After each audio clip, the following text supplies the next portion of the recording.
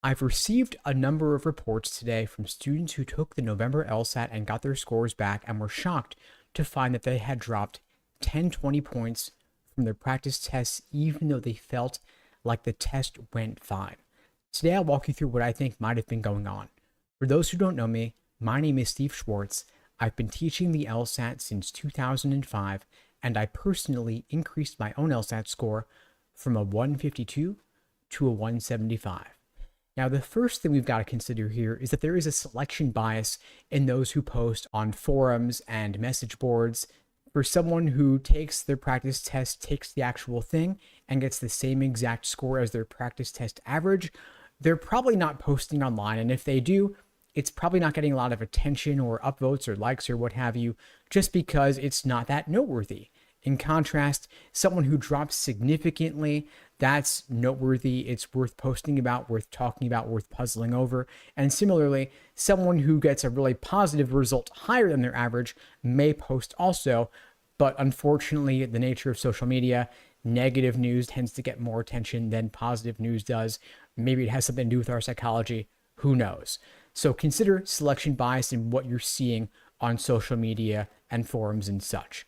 There are also some conspiracy theories going around that LSAC is making the new LSAT harder to balance things out with those who took the previous format with logic games, which was maybe somehow easier because logic games is easier to perfect.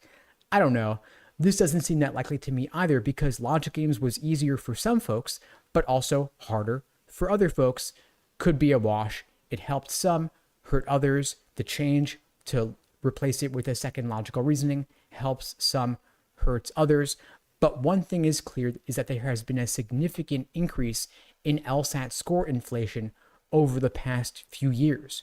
One reason for this was the temporary LSAT flex format, but another bigger reason is the significant increase in LSAC granting accommodations for extra time and extra breaks, resulting in rising LSAT medians and percentile changes as well.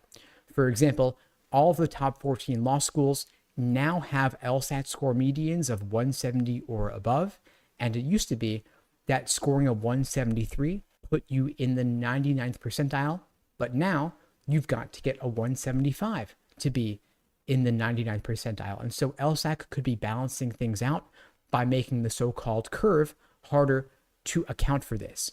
And if this is in fact the case, it certainly doesn't seem quite fair to me for LSAC to make such a radical change over such a short period of time. They should instead do it more gradually, but bottom line, it is what it is.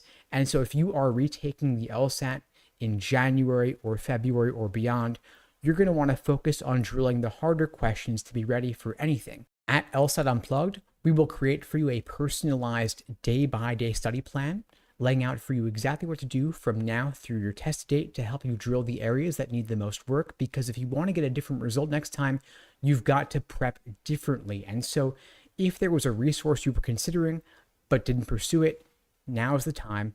And the best way to prep, especially if you're on a shorter timeline and you're taking the LSAT in January or February, it's going to be one-on-one coaching, personalized to exactly what you need on your schedule, a program tailor-made to fit your situation like what we offer at LSAT Unplugged.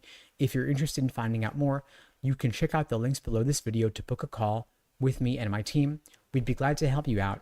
And one last thing, if you are feeling like something is fishy about your LSAT result, if you did drop 10, 20 points from your practice test and you're like, this couldn't possibly be correct, LSAC does offer a score audit option for $150 to double check your scores.